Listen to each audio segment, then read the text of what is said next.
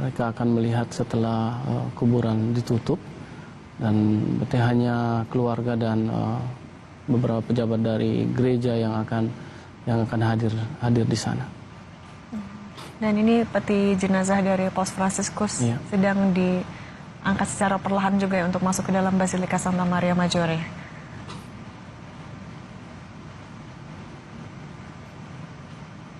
Nantinya juga akan ada misa lagi, artinya Mas Erlip ketika sudah berada di dalam? Tidak akan ada misa lagi. Nanti ada doa saat nanti peti sudah di dalam Basilika. Dan yang kita lihat ini adalah ya tadi peti jenazah yang sederhana sesuai dengan wasiat dari Paus Fransiskus ya Mas? Betul sekali. Dan akan siap diangkat.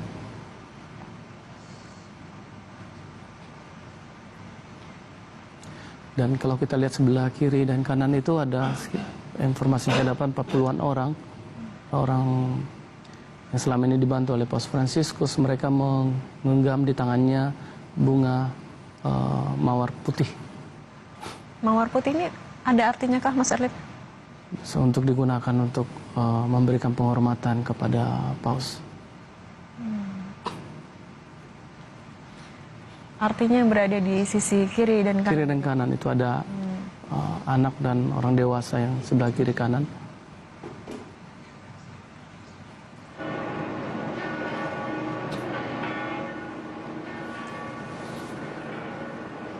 Ini suasana di dalam Basilika, di dalam Basilika Santa Maria Maggiore. Kalau tidak salah dia akan ada di sebelah kiri dari Basilika, ya, kapel yang sebelah kiri.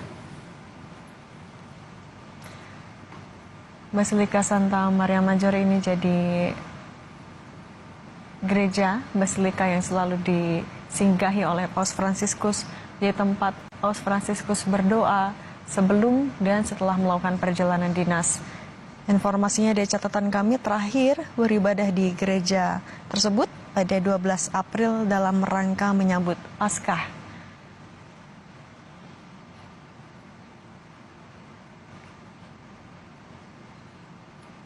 Dan ini apa yang bisa Anda ceritakan dari yang sedang terjadi saat ini Mas Erlip? Seperti sedang menunggu untuk bisa masuk ke dalam para kardinal dan umat lain ya, masih bertepuk tangan. Dan kita lihat ini wajah seorang anak yang ada di samping. Ada para pengungsi juga yang hadir, yang dia bawa dari Lesbos. Hadir di sana. Para tahanan, beberapa yang mendapatkan izin keluar secara khusus untuk menghadiri misa pemakaman ini. Dan ya, tadi tahanan yang sudah diberikan izin khusus, memang ini adalah orang-orang yang kerap memang biasa ada di pemakaman seorang paus, atau ini khusus sekali Paus Fransiskus? Tidak, ini yang pertama kali terjadi.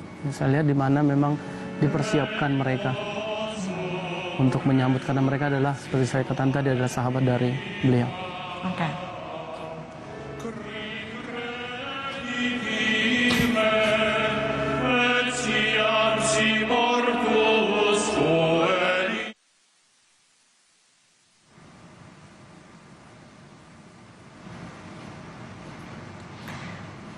Dan disambut juga dengan nyanyian ya. Jenazah Paus Fransiskus juga disambut di dalam Basilika Santa Maria Maggiore. Pemakaman seorang paus umumnya berlangsung bisa berapa lama, Mas Erlip? Prosesnya pemakaman ini sebenarnya hanya sebentar saja karena semuanya sudah disiapkan. Jadi tinggal ya pasti ada doa, kemudian tinggal menaruhkan peti ke tempat yang sudah disediakan, lalu kemudian ditutup.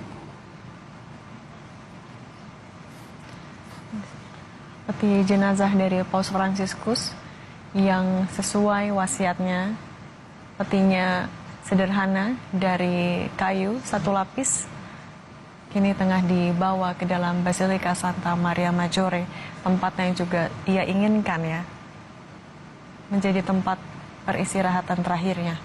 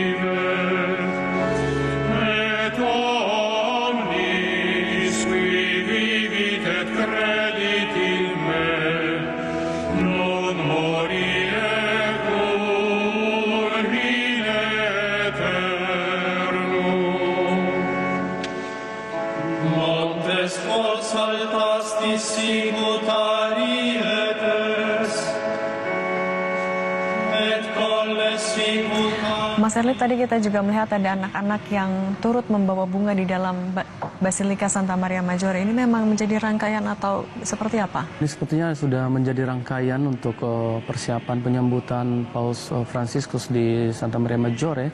Tadi ditaruh di kapel Salus Populi Romanis. Ini dia ikonnya, di mana Paus Fransiskus biasanya berdoa sebelum dan setelah tugasnya di luar. Dan di samping kapel inilah nanti ada tempat di mana beliau akan dimakamkan.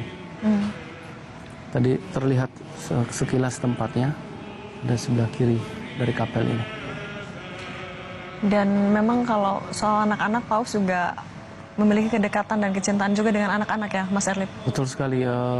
Yang jelas saya lihat itu adalah ketika dia datang ke Indonesia, dia bercanda dengan anak-anak dari panti asuhan yang datang pada hari itu.